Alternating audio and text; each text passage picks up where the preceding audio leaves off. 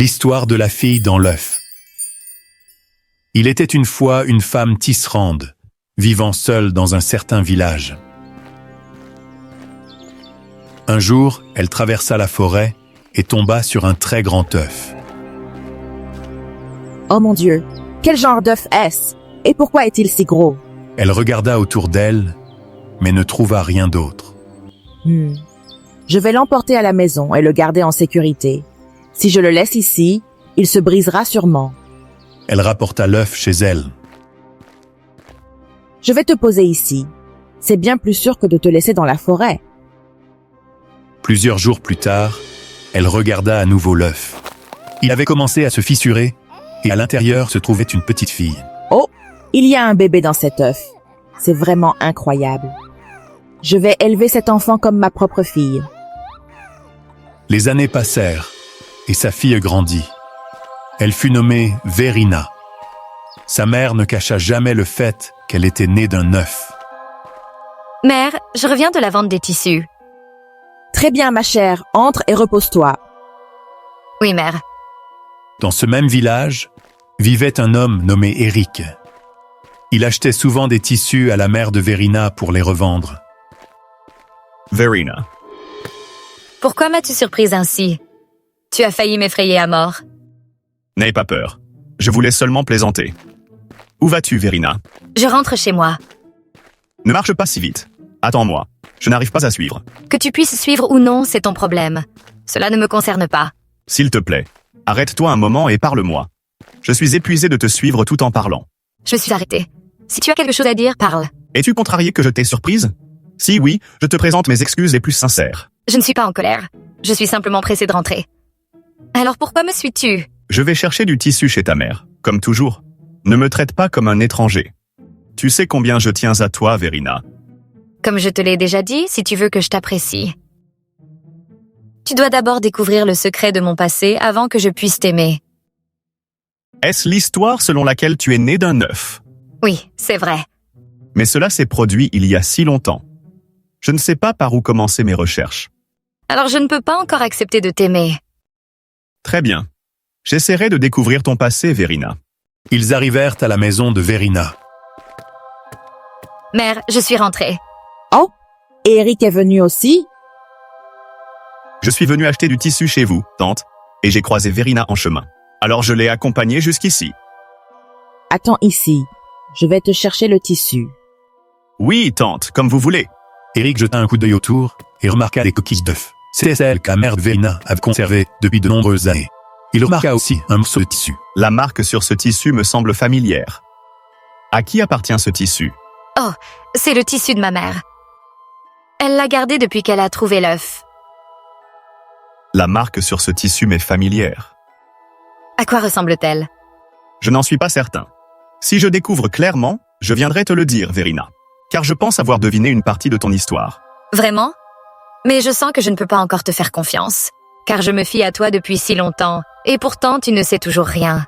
Mais cette fois, je ne te décevrai pas, Verina. Attends, et vois. J'espère que ce sera comme tu le dis. Eric se rendit à l'endroit qu'il soupçonnait. Cela doit être ici.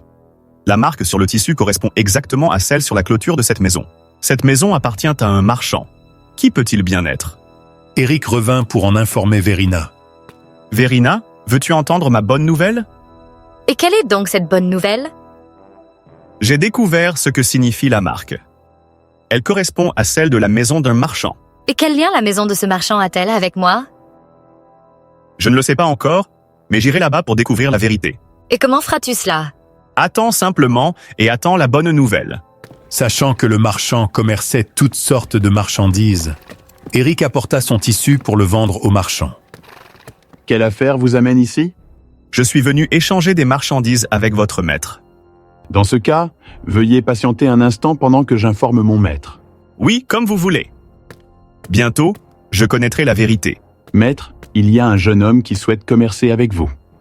Il est venu commercer avec nous. Oui, en effet, maître. Suis mon plan et nous obtiendrons ces marchandises sans lever le petit doigt. Ha ha ha ha ha ha. Veuillez laisser votre chariot devant cet entrepôt et venez avec moi. Oui, je comprends. Salutations. Maître. Vous souhaitez commercer avec nous? Oui, en effet. J'ai beaucoup de tissus à échanger avec vous. Très bien, nous vous achèterons tout. Mais le serviteur et le marchand nourrissaient de mauvaises intentions envers Eric. Vous êtes fini maintenant? Ha ha ha ha ha. Le serviteur effraya le cheval d'Eric, le faisant renverser une lampe, ce qui mit le feu aux marchandises de l'entrepôt. Il n'y a rien de valeur dans cet entrepôt? Oh non, c'est mon cheval. Que s'est-il passé? Maître, notre entrepôt a pris feu. Quoi? C'est terrible. Ils sortirent tous en courant. Oh mon Dieu, toutes les marchandises de notre entrepôt ont été détruites. Maître, toutes les marchandises sont perdues. En effet. Mais pourquoi l'entrepôt a-t-il pris feu? Son cheval effrayé a renversé une lampe, provoquant l'incendie. Quoi? À cause de mon cheval? Oui, en effet, la cause est votre cheval. Les marchandises que nous avons obtenues avec tant d'efforts et de sueur ont toutes été perdues, ne laissant rien derrière. Par conséquent, vous devez nous remettre toutes vos marchandises et aussi nous servir pour compenser. Non, maître. L'animal ne savait rien. Mais l'animal vous appartient, donc vous devez assumer la responsabilité. Je vous en prie, maître. Ayez pitié de moi. Non. Vous avez causé ce problème, donc vous devez en répondre. Eric supplia en vain. Le marchand refusa de lui pardonner, le forçant à remettre toutes ses marchandises et à le servir. La nouvelle parvint à la mère de Verina. C'est terrible, ma fille. J'ai quelque chose à te dire. Qu'y a-t-il, mère? Vous semblez si inquiète. Eric s'est fait prendre toutes ses marchandises et est forcé de servir un marchand parce que son cheval a endommagé les biens du marchand. Oh, comment une telle chose a-t-elle pu lui arriver? Nous devons trouver un moyen de l'aider. Verina réfléchit un instant. Je vais d'abord essayer de lui parler. Verina prépara ses marchandises et les chargea sur une charrette. Elle se mit en route pour la maison du marchand. En chemin, Verina aperçut une oie prise dans une clôture, incapable de se libérer. Aidez-moi, je vous en prie. Oh, Oyer, pourquoi es-tu ici? Je vais t'aider. Verina libéra l'oie. Merci de m'avoir sorti de cette clôture. Peu importe mes efforts, je ne pouvais pas me libérer. Heureusement, vous êtes arrivés. Et pourquoi es-tu coincé ici? J'étais poursuivie par des gens de cette maison du marchand là-bas. J'ai fui et me suis coincée dans cette clôture. Oh, ils sont vraiment méchants. Et où emmenez-vous vos marchandises? Je les apporte à la maison de ce marchand. N'y allez pas, vous aurez des ennuis. Pourquoi donc, quoi? Parce que je suis ce marchand depuis de nombreuses années. Ce sont des escrocs qui maltraitent tous ceux qui commercent avec eux. Récemment, un homme a été forcé de remettre toutes ses marchandises sans recevoir de paiement et a été contraint de les servir. Mais cette fois, je viens pour libérer cet homme du marchand. Si vous y allez sans préparation, vous tomberez dans les pièges du marchand, car je l'ai observé longtemps. Alors que dois-je faire? Si le marchand utilise des ruses contre nous, nous utiliserons des ruses contre lui. Si vous suivez mes instructions, je vous garantis que nous le vaincrons. Vraiment? Je vais vous suivre. Verina accepta, et avec l'oie, elle entra dans la maison du marchand. Salutations, monsieur. Quelle affaire vous amène ici? Je suis venu échanger des marchandises avec votre maître. Veuillez patienter ici pendant que j'informe mon maître. Oui, je vous en prie. Ouais, es-tu prête?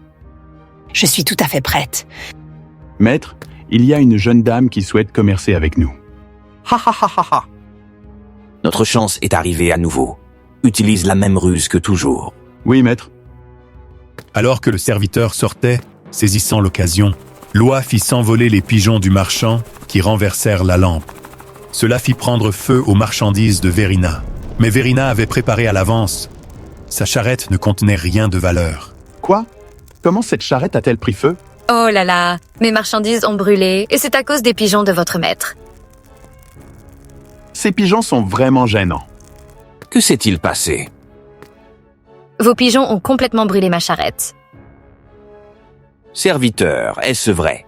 Oui, en effet, maître. C'est bien vrai. Maître, mes marchandises ont été entièrement perdues à cause de vos pigeons. Et qu'exigez-vous en retour? Les marchandises que j'ai apportées, Je souhaite seulement les échanger contre Eric, qui vous sert actuellement. Quant aux marchandises que vous avez perdues, je vous les rembourserai plus tard. Même si nous perdons Eric, ils doivent toujours nous indemniser pour ce qu'il a brûlé dans notre entrepôt. Très bien, j'accepte. Serviteur, appelle vite Eric. Oui, maître.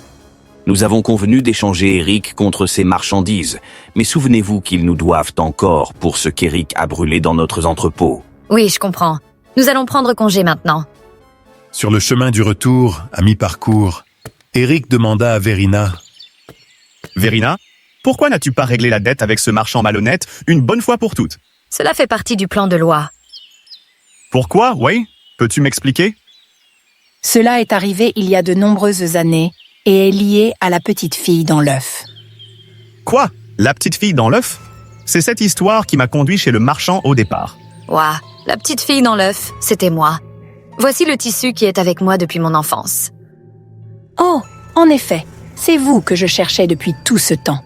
Je suis si heureuse de vous avoir trouvé. Ouah, peux-tu me dire qui je suis vraiment? Bien sûr, je vais tout vous raconter à tous les deux. Il y a de nombreuses années, ce marchand malhonnête avait été chargé de s'occuper de vous après vos parents. Mais un jour, il utilisa des ruses trompeuses contre vos parents pour s'emparer de leur commerce. Nous allons couler ce bateau et vous deux ne reviendrez jamais.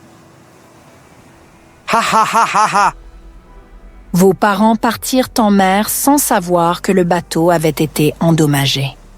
Hélas, vos parents périrent lorsque le bateau coula et le marchand prit le contrôle de leur commerce. Petite fille, voici ta sentence. Nous allons te laisser ici vivre ou mourir selon le destin. Petite, je vais te protéger. J'ai une coquille d'œuf magique qui te gardera en sécurité. J'espère qu'une âme bienveillante t'élèvera. Comme je l'espérais, Verina, tu as bien été recueillie et élevée. Voici ton histoire. Et maintenant, je t'ai enfin retrouvée. Oh, c'est donc l'histoire de ma vie. Verina, tu dois être forte. Je vais bien. Je combattrai ce marchand malhonnête jusqu'au bout pour obtenir justice pour mes parents. Ouah, que devons-nous faire ensuite? Je vais leur donner une carte d'une mine d'or et leur cupidité les mènera sûrement à leur perte. Après avoir discuté de leur plan, Eric et Verina se rendirent chez le marchand pour régler les marchandises qu'ils devaient, soi-disant. Vous êtes venus rembourser nos marchandises, n'est-ce pas? Oui, en effet. Je vais vous donner une carte menant à un trésor d'or pour compenser la perte. Mais souvenez-vous, vous ne pourrez la prendre qu'une seule fois. Très bien, nous acceptons. Le marchand partit en mer avec seulement 2 de ses hommes, ne voulant pas que beaucoup d'autres le sachent. Dépêchez-vous de charger tout l'or sur le bateau. Maître, j'ai déjà rempli le bateau d'or. Chargez-en plus, nous ne pouvons le prendre qu'une seule fois. Si nous attendons la prochaine fois, ils viendront peut-être tout prendre. Quel dommage de n'avoir apporté qu'un seul bateau. À cause de la cupidité du marchand, il chargea l'or jusqu'à ce que le bateau soit presque en train de couler. Malheureusement pour eux, le bateau ne put supporter le poids et coula dans la mer. À l'aide. À l'aide! Finalement, leur bateau coula, et ils perdirent à la fois leur richesse et leur vie. Quant à Eric et Verina, ils se marièrent et devinrent des marchands prospères à leur tour. Cette histoire nous enseigne que la cupidité, comme celle du marchand malhonnête, conduit inévitablement à sa propre destruction. Fin.